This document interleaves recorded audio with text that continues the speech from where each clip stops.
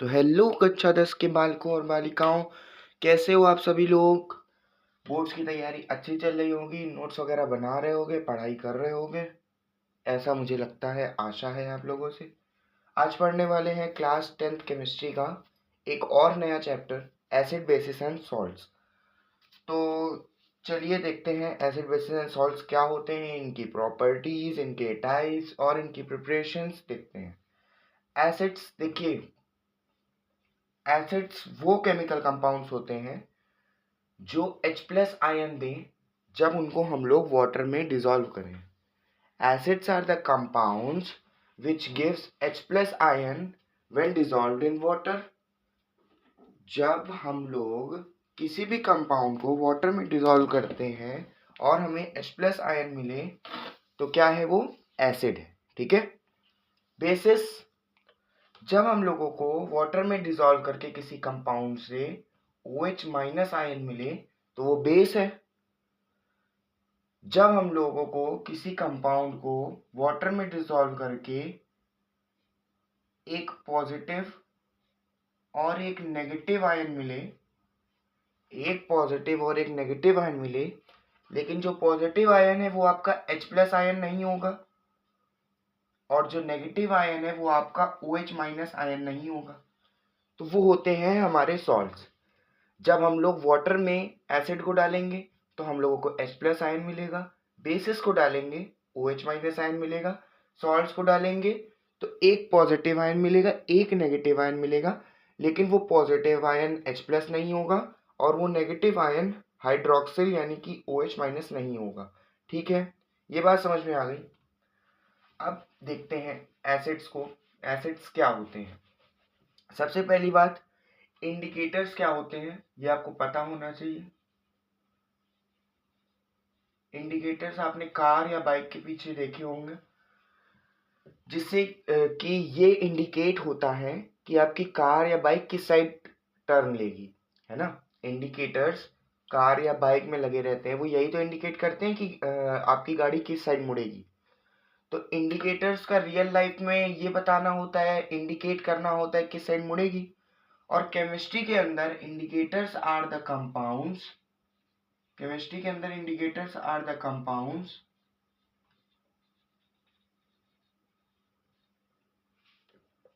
that tells us whether the given substance is acid, base or a। तो indicator chemistry के अंदर वो chemical compounds होते हैं या वो सब्सटेंसेस होते हैं जो हम लोगों को बताएं कि जो हम लोगों ने सब्सटेंस लिया है वो एसिड है या बेस है। तो इंडिकेटर्स हम लोग को बताते हैं कि जो सब्सटेंस हम लोगों ने लिया है वो एसिड है या बेस है। ठीक है, ये होते हैं indicators. Indicators are the compounds, या आप सब्सटेंसेस लिख लिए ज्यादा बेटर रहेगा, that tells us whether the given substance is acid or base। ठीक है, ये है हमारे इंडिकेटर्स। इसके बाद अब आ जाते हैं एसिड्स क्या होते हैं। अभी मैंने आपको बताया कि एसिड्स वो होते हैं जिनको वाटर में डिसॉल्व करके H प्लस आयन मिले, है ना। H प्लस आयन हम लोग समराइज करके बोल देते हैं कि H प्लस आयन मिले। एक्चुअली में वो H प्लस आयन नहीं होता है, वो होता है हमारा H3O प्लस आयन यानी कि hydronium ion,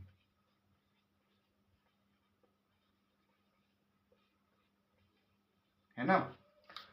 H plus ion हम लोग समराइज करके बोल देते हैं वो एक्चुअली में हमारा हाइड्रोनियम आयन होता है। जैसे कि अगर हम लोग HCl जो कि हमारा एक एसिड है उसकी रिएक्शन वाटर में करा दें तो हम लोगों को मिलेगा H प्लस आयन, इसके हिसाब से H प्लस आयन मिलेगा और Cl माइनस आयन मिलेगा। ठीक है, HCl जब हमारा वाटर में डिसॉल्व होगा H प्लस आयन में ब्रेक हो जाएगा, Cl माइनस आयन में ब्रेक हो जाएगा और HCl और ये जो H प्लस आयन निकला है, ये जो पॉजिटिव आयन निकला ये है तो अभी उसी वाटर में, और Cl माइनस भी उसी वाटर में है। ये H प्लस आयन इस वाटर से फिर से रिएक्ट हो जाएगा और दे देगा हम लोगों को H3O प्लस आयन। ये हमारा हाइड्रोनियम आयन है। तो एसिड्स क्या होते हैं? Acids are the compounds, acids are the compounds that produce hydronium ion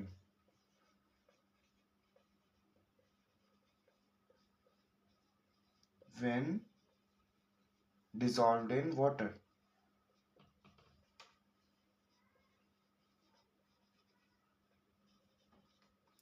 ये बात समझ में आई? एसिड्स हमारे केमिकल कंपाउंड्स होते हैं जो हाइड्रोनियम आयन रिलीज करते हैं जब उनको हम लोग वाटर में डिसॉल्व करते हैं। ये इक्वेशन समझ में आई? जैसे HCl को हम लोगों को वाटर में डिसॉल्व किया तो वो अपने अपने आयन्स में ब्रेक हो गया, एक H प्लस एक Cl माइनस। ये H प्लस आयन दोबारा वाटर से रिएक्ट करके हाइड्रोनियम आयन बना देता है। या इस रिएक्शन को हम लोग अगर कंबाइन करके लिखना चाहें तो ऐसे भी लिख सकते हैं, HCl plus water gives H3O plus Cl minus. Balance भी होगी, H3 एक ऑक्सीजन Cl एक, ठीक है, बैलेंस है। ये चीज समझ में आ गई। तो एसिड्स क्या होते हैं? Acids are the compound which produce hydronium ion when dissolved in water. Acids are the compound which produce hydronium ion when dissolved in water. ये होते हैं एसिड्स, ये होते हैं हमारे एसिड्स। हाइड्रोनियम आयन रिलीज करते हैं। हाइड्रोनियम आयन का स्ट्रक्चर बहुत इंपॉर्टेंट है, तो वो आपको आना चाहिए। एक ऑक्सीजन एक हाइड्रोजन, H3O प्लस है। देखिए, एक ऑक्सीजन तीन हाइड्रोजन, ऑक्सीजन में यहाँ पर लोन पेयर एक, और इस पूरे पर होता है हमारा पॉजिटिव चार्ज। पॉजिटिव चार्ज और लोन पेयर लगाना मत भूलिएगा। ऑक्सीजन के नीचे तीन टांगे निकाल के हाइड्रोजन बना दीजिएगा। ये होता है हमारा हाइड्रोनियम आयन।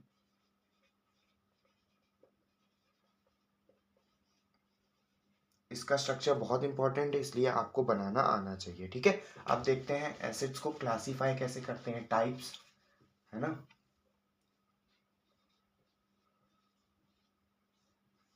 एसिड्स के टाइप देखते हैं। सबसे पहले तो सोर्सेस के बेसिस पर, कहाँ से हम लोगों को वो एसिड मिल रहा है, उसके बेसिस पर हमारे एसिड्स होते हैं दो टाइप के,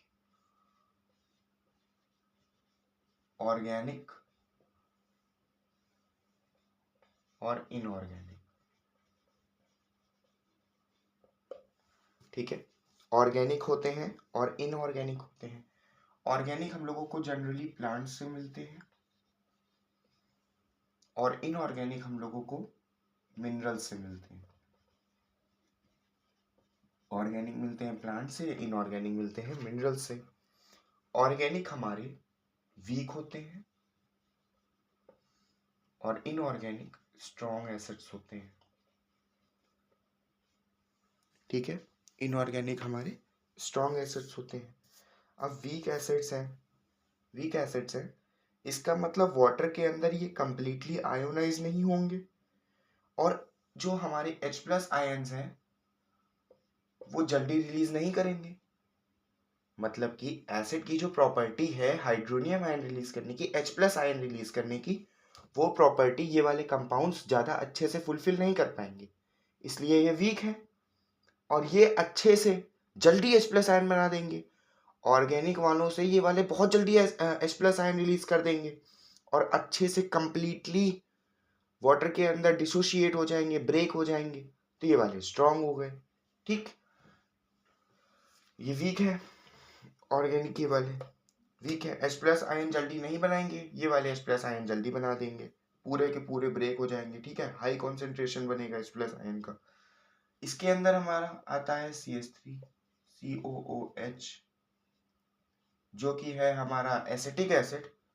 उसके बाद आता है HCOOH, जो कि है हमारा फॉर्मिक एसिड।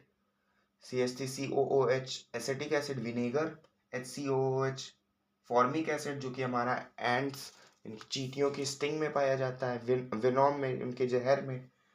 तो ये हो गया हमारा फॉर्मिक एसिड, ये हो गया एसिटिक एसिड, ये वीक ऑर्गेनिक एसिड्स होते हैं। एग्जाम्पल पता रखिएगा। इनऑर्गेनिक के अंदर स्ट्रॉन्ग, तो स्ट्रॉन्ग हमारा HCl बहुत स्ट्रॉन्ग होता है, ठीक है, और H2SO4 भी स्ट्रॉन्ग होता है।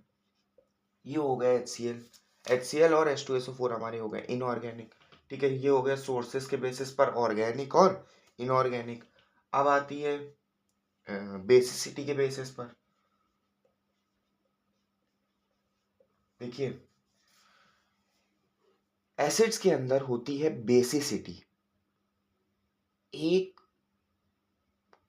मॉलिक्यूल जो एसिड का है वो कितने हाइड्रोनियम आयन रिलीज कर रहा है, जब एसिड को हम लोग वाटर के अंदर डिसॉल्व करेंगे तो वो कितने हाइड्रोनियम आयन रिलीज कर रहा है, ये होती है उसकी बेसिसिटी।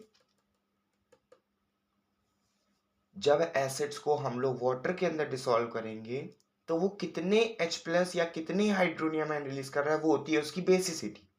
एसिड्स की बेसिसिटी और बेसिस की एसिडिटी, बेसिस की एसिडिटी और एसिड्स की बेसिसिटी, ठीक है।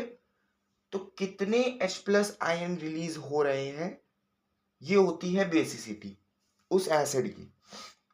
तो बेसिसिटी के बेसिस पर हमारे पास होते हैं मोनोबेसिक,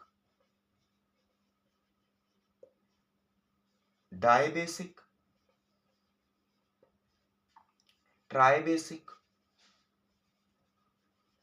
देखिए मोनो मतलब एक, डाई मतलब दो, ट्राई मतलब तीन। तो मोनोबेसिक है, इसका मतलब कि एक H+ आयन रिलीज होगा। मोनोबेसिक है तो एक H+ आयन रिलीज होगा, डाई बेसिक है तो दो H+ आयन रिलीज होंगे, ट्राई बेसिक है तो तीन H+ आयन रिलीज होंगे, है ना।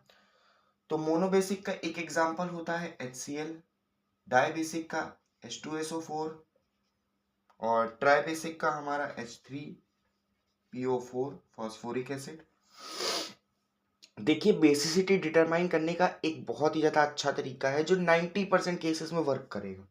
जितने हाइड्रोजन आयन हो वो उतना ही बेसिक होगा। अब ये कंपाउंड अगर पानी के अंदर डाल के ब्रेक होगा तो एक H+ बनाएगा, एक Cl- बनाएगा। एक H+ बना रहा है तो मोनोबेसिक हो गया। H2SO4 दो H+ बनाएगा तो डाई बेसिक हो गया। H3PO4 तीन H+ बनाएगा तो ट्राई बेसिक हो गया। तो बेसिसिटी डिटरमाइन करने का ये एक आसान सा तरीका है कि जितने H+ हो उतनी ही उस कंपाउंड की, उतनी ही उस एसिड की बेसिसिटी होगी, ठीक है। ये 90% केसेस में आपका वर्क करेगा, 10% केसेस में ये चीज वर्क नहीं करती है, ठीक है। तो ये सोर्सेस और बेसिसिटी के बेसिस पर ये टाइप्स होते हैं, ऑर्गेनिक, इनऑर्गेनिक। ऑर्गेनिक वाले प्लांट से मिलते हैं और वीक होते हैं, इनऑर्गेनिक मिनरल से मिल रहे हैं तो स्ट्रॉन्ग होंगे। स्ट्रॉन्ग में HCl H2SO4, वीक में CH3COOH और HCOOH। बेसिसिटी के बेसिस पर मोनोबेसिक, डाइबेसिक, ट्राइबेसिक, ठीक है। तो ये हो गया। अब देखते हैं एसिड्स का हम लोग डाइल्यूशन कैसे करते हैं। देखिए एसिड अभी हमारे एकदम प्योर कंसिस्ट हो रहे हैं, ठीक है। अभी डाइल्यूट और कॉन्सेंट्रेटेड क्या होता है ये देखिए।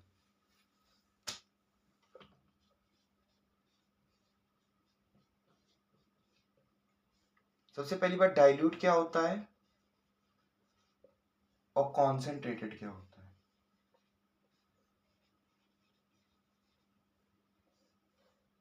देखिए कॉन्सेंट्रेटेड मतलब कि एकदम प्योर है, एसिड हमारा एकदम प्योर है, no water molecules are present, ठीक है। वाटर के कोई भी मॉलिक्यूल्स कॉन्सेंट्रेटेड में नहीं प्रेजेंट होंगे, एकदम प्योर है और इसीलिए ये बहुत ही ज़्यादा रिएक्टिव है। डाइल्यूट इम्प्योर होता है, इम्प्योर यानी कि उसमें इम्प्योरिटीज नहीं प्रेजेंट होती हैं लेकिन वाटर प्रेजेंट होता है।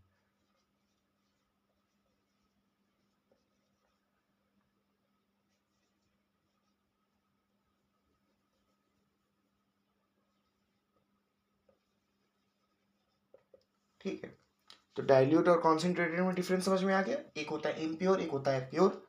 इसमें वाटर प्रेजेंट होता है, इसमें वाटर के molecules, number of water molecules are present, और इसमें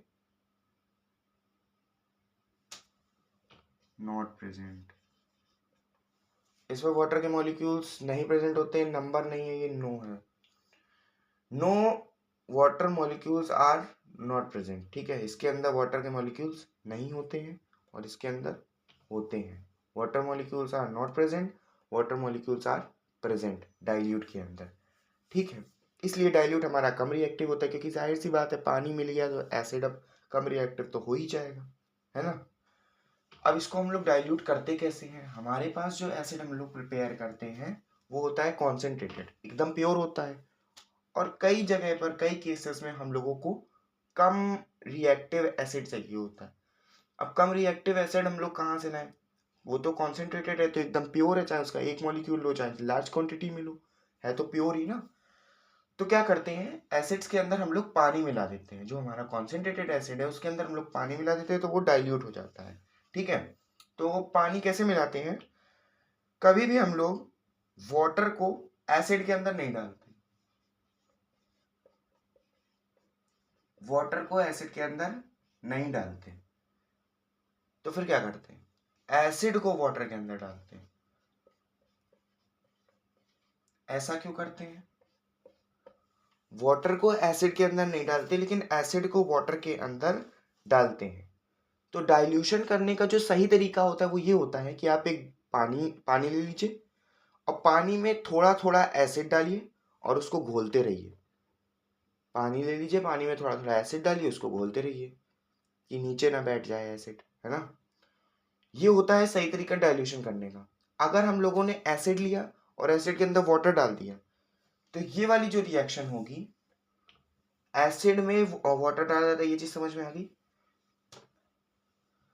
ये वाली जो हम लोग की रिएक्शन होगी, अगर वाटर हम लोग एसिड के अंदर डालेंगे तो ये होती है एक्सोथर्मिक रिएक्शन।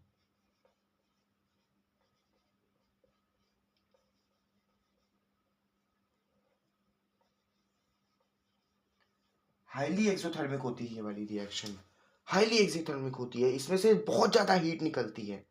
ये वाटर जब एसिड के साथ रिएक्ट करेगा तो बहुत ज्यादा हीट निकालेगा और हो सकता है कि कंटेनर ब्रेक हो जाए,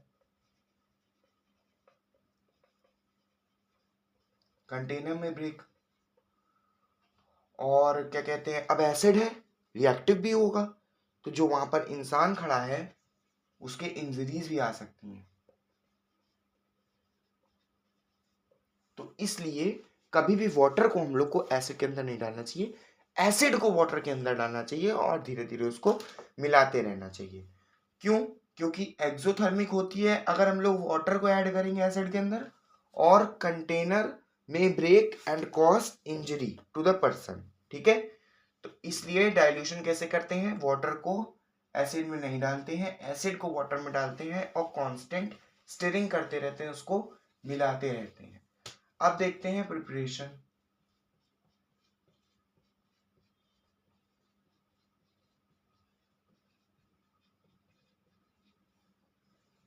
एसिड्स की प्रिपरेशन देख लीजिए।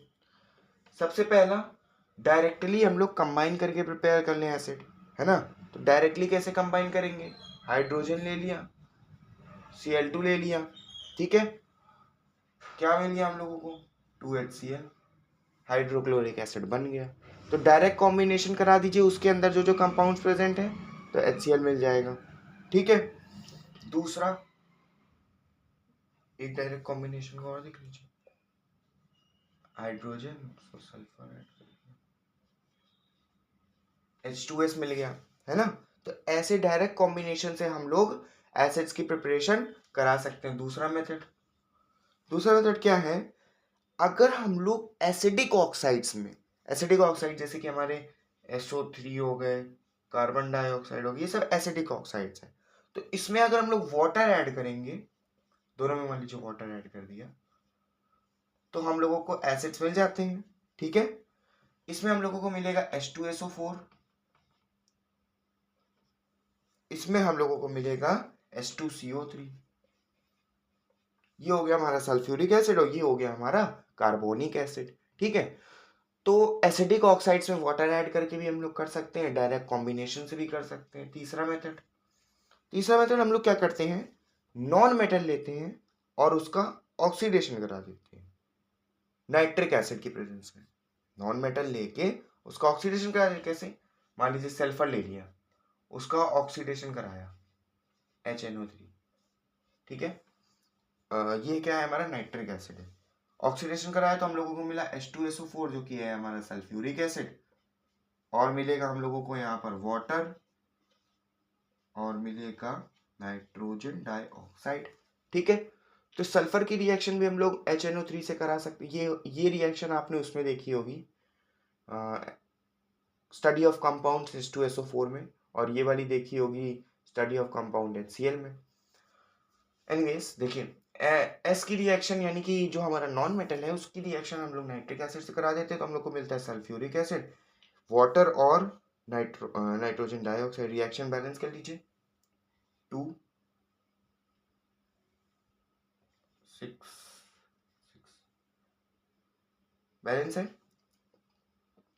बैलेंस है, ठीक है। अब यहीं पे अगर हम लोग फॉस्फोरस ले लें, उसकी रिएक्शन करा दें इससे,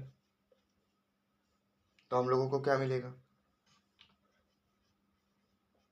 H3PO4, वाटर और NO2, ठीक है।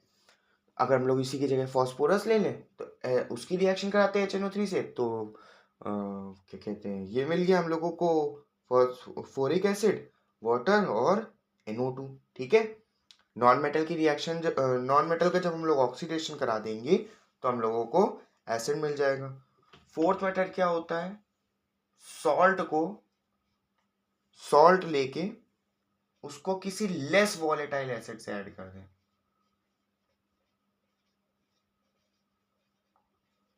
सॉल्ट लें और उसको हम लोग किसी लेस वॉलेटाइल एसिड से रिएक्ट करा दें, तो हम लोगों को एक हाई वॉलेटाइल एसिड मिल जाएगा।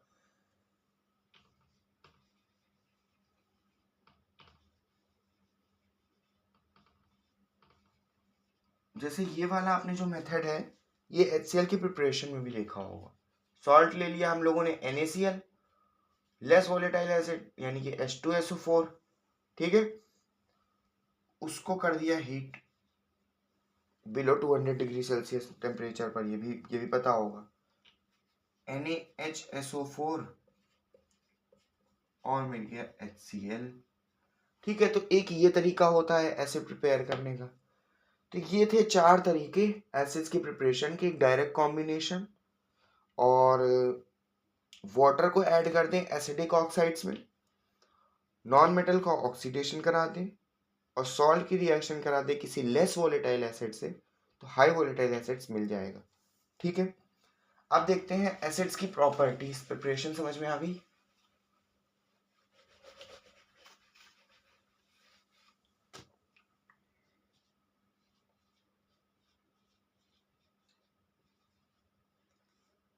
सबसे पहली बात, रटी रटाई बात, एसिड्स हैव सॉर टेस्ट। सार टेस्ट होता है यानी कि खट्टा टेस्ट होता है एसिड्स का, ठीक है। एसिड्स का खट्टा टेस्ट होता है, सार टेस्ट होता है। दूसरी चीज, ये सब है फिजिकल प्रॉपर्टीज। दूसरी चीज, most of the acid are liquid at room temperature. Most of the acid, सभी नहीं होते हैं, सॉलिड्स भी होते हैं। So most of the acids are liquid at room temperature. Sour taste होता है। कोरोसिव एक्शन होता है, कोरोसिव एक्शन ऑन स्किन, यानी कि ये हम लोग की स्किन को जला सकते हैं और ब्लिस्टर्स फॉर्म हो सकते हैं। ब्लिस्टर्स मतलब समझते हैं, छाले। कोरोसिव एक्शन होता है स्किन पर, ब्लिस्टर्स बना सकते हैं, छाले बन सकते हैं, ठीक है। एसिड्स की ये 3 प्रॉपर्टीज, और अच्छा वो तो आ जाएगी केमिकल के अंदर, है ना। एक तो अच्छे इलेक्ट्रोलाइट होते हैं, यानी कि जल्दी ब्रेक हो जाएंगे और अच्छे से इलेक्ट्रिसिटी पास करेंगे एक्वस स्टेट में, लिक्विड स्टेट में, एक्वस स्टेट में इलेक्ट्रिसिटी अच्छे से पास करेंगे, तो गुड इलेक्ट्रोलाइट है हमारे, ठीक है। ये हो गई फिजिकल प्रॉपर्टीज। केमिकल प्रॉपर्टीज के अंदर ब्लू लिटमस को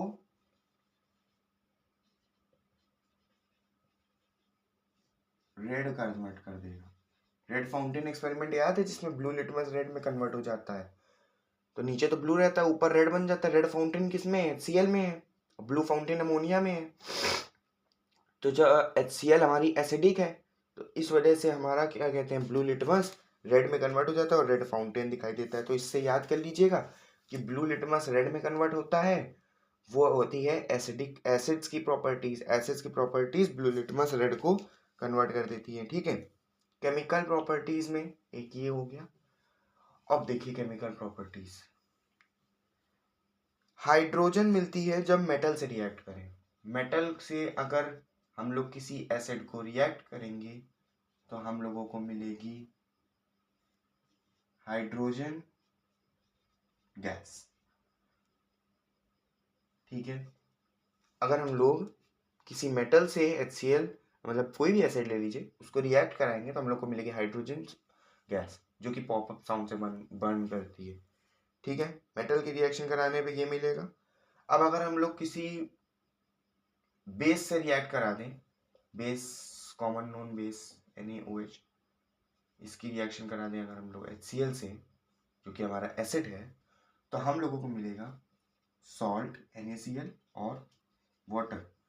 तो acid react with base to give salt and water, this is our neutralisation reaction. ठीक है, acid react with base to give salt and water. तीसरी चीज, अगर हम लोग एसिड्स की रिएक्शन करा दें सल्फाइड से, ले लेते हैं यहाँ पर हम लोग, पहले तो एसिड ले लिया, उसके बाद ले लेते हैं sulphide. Sulphide sulphide calcium sulphide मान लीजिए, CaSO3 कैल्शियम सल्फाइड। ठीक है, तो यहाँ पर हम लोगों को मिलेगा कैल्शियम क्लोराइड CaCl2 और SO2 गैस रिलीज होगी। SO2 गैस रिलीज होगी जरूर से जरूर, और हम लोगों को मिलेगा यहाँ पर water. Reaction balance 2HCl balance है। तो अगर हम लोग किसी सल्फाइड से हाइड्रोजन क्लोराइड यहाँ पर लिया है, किसी भी एसिड की रिएक्शन कराएंगे तो हम लोगों को सल्फर डाइऑक्साइड गैस मिलेगी। ये चीज समझ में आ गई। उसके बाद अगर हम लोग इन्हीं एसिड की रिएक्शन किसी मेटल सल्फाइड से करा दें, मेटल सल्फाइड से यहाँ पर लिया था हम लोगों ने नॉर्मल सल्फाइड, और यहाँ पर अगर हम लोग किसी मेटल सल्फाइड से करा दें तो हम लोगों को H2S गैस मिलेगी। जैसे कि मेटल सल्फाइड जिंक सल्फाइड ले लिया मान लीजिए, उसकी रिएक्शन हम लोगों ने करा दी HCl से, तो हम लोगों को मिला ZnCl2 और H2S गैस रिलीज। ये कौन सी गैस है हमारी? H2S gas. और इसकी स्मेल पता है कैसी होती है? Smell of a रॉटन egg. ठीक है, H2S गैस की स्मेल होती है रॉटन एग जैसी। तो अगर किसी भी मेटल सल्फाइड को हम लोग रिएक्ट कराएंगे HCl या किसी एसिड से, तो हम लोगों को H2S गैस मिलेगी जिसकी रॉटन एग स्मेल होती है। ठीक है, तो ये चीज समझ में आ गई। 4 प्रॉपर्टीज, अगर किसी मेटल के साथ रिएक्ट करेगा तो हाइड्रोजन गैस मिलेगी, किसी बेस के साथ रिएक्ट करेगा तो सॉल्ट और वाटर मिलेगा क्योंकि न्यूट्रलाइजेशन रिएक्शन होती है, किसी सल्फाइड के साथ रिएक्ट करेगा तो सल्फर डाइऑक्साइड गैस मिलेगी, और किसी मेटल सल्फाइड के साथ रिएक्ट करेगा तो H2S गैस मिलेगी। ठीक है, यूजेस पे आते हैं।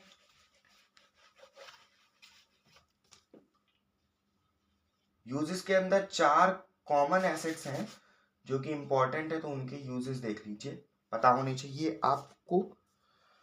कार्बोनिक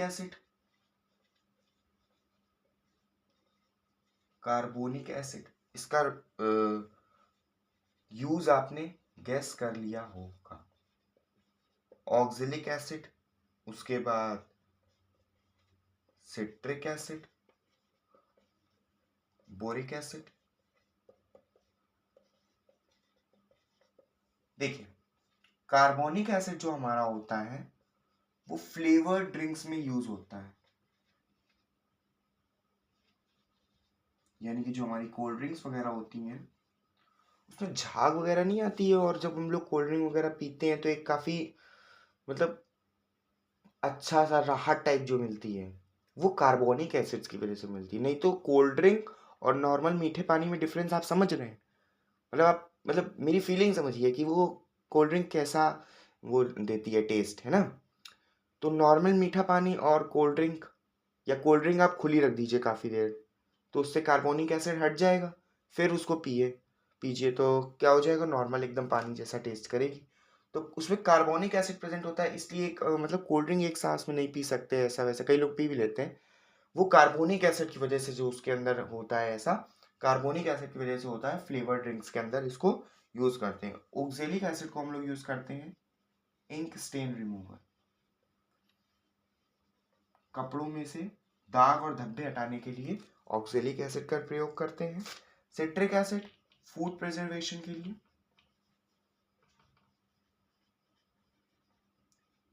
फूड को लंबे समय तक चलाने के लिए सिट्रिक एसिड का यूज करते हैं। बोरिक एसिड आई वॉशिंग के लिए,